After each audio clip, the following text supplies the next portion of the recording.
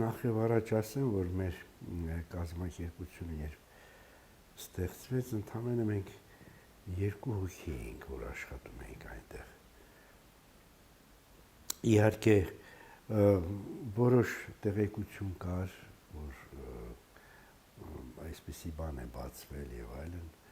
բայց այդ լրատվամիջոցներով այն անցկացնել այս նոր իրողության մասին չափազանց դժվար էր թափանցում մարդկանց գիտակցության մեջ։ Հոգեբանությունը չէր դիտվում որպես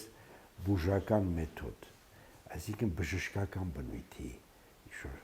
ծառայություն, մեթոդ, ինչպես դա կարող էր լինել հոգեբուժության հարցում։ Այդ իսկ պատճառով հոգեբանությունը այդպես էլ մնում էր այսպես չգիտակցված, այսինքն շատ այսպես թույլ հասկացված մի իրականություն, մի ինստիտուտ եւ զուգահեռներ էին անցկացնում հոգեբուժության հետ։ Այդպես էլ չհասկանալով, թե ինչ է հոգեբանությունը որպես ծառայություն, մարդուն բուժելու, այսպես ասենք, ինստիտուտ։ Քանի որ մեր այսպես ազգաբնակչությունը դեռևս կողմնորոշված չէր դեպի հոգեբանական ծառայություններից ստանալու աջակցությանը, կողմնորոշվածություն չուներ։ Այդ իսկ պատճառով մենք երկար ժամանակ սպասում ենք մինչև երբ մենք ունենանք մեր այցելուներին։ Թեև ես արդեն մինչ այս ծառայությունը բացվելը,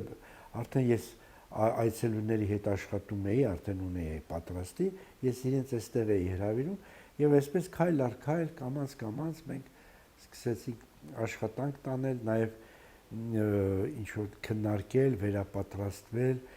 կամաց այսպեսի մի բան տեղի ունեցավ։ Հանկարծ նկատեցի, որ մարդը կարող է նաեւ դիմել, եթե ունի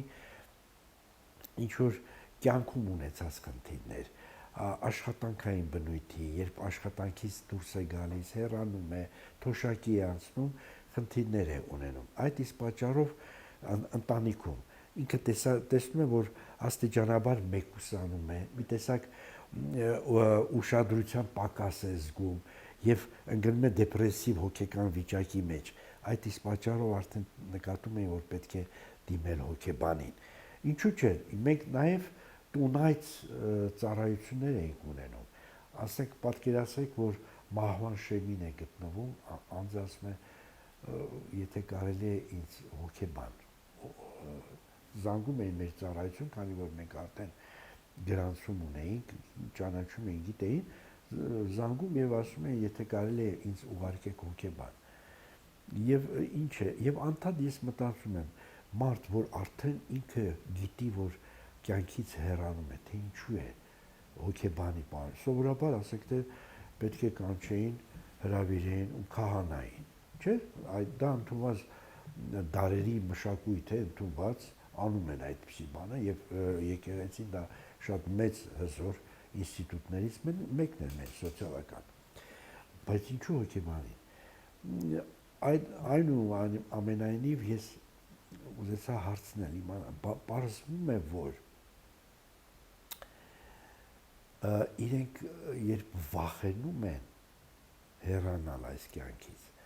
ոնց որ թե չեն ուզում միայնակ լինել, ուզում են, որ ինքը ուղեկցող ունենա։ Որովհետև ես մի անգամ հիշում եմ, հարցրեցի,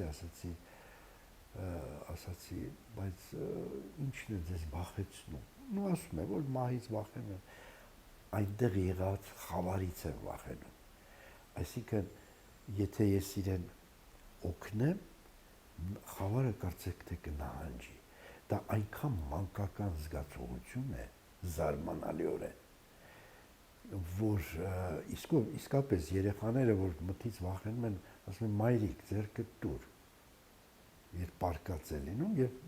կարծեք թե այդ մութը նահանջում է, այլևս վախը չի լինում։ Ուրեմն գոյություն ունի միայնակության վախ, որ ես միայնակ կարող եմ լինել, ընկնել մի անեյության մեջ։ Ահա թե որտեղ է թաքնված վախը եւ մարդը միշտ ուզում է, որ իր կողքին որևէ մեկը լինի, որպեսզի ինքը կարողանա հաղթահարել այդ ահ ու սարսափ այդ վախը։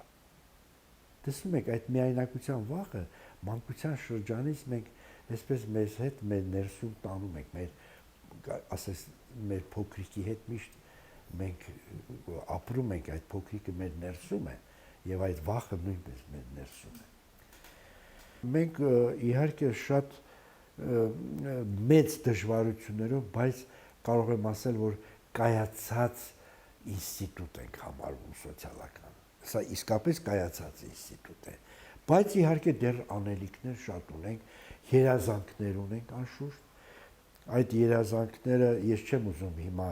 այսպես բարձրաձայնել, մենք ընդլայնվելու եւ մի քիչ այլ ընդգրկումներ ունենալու երազանքներ են,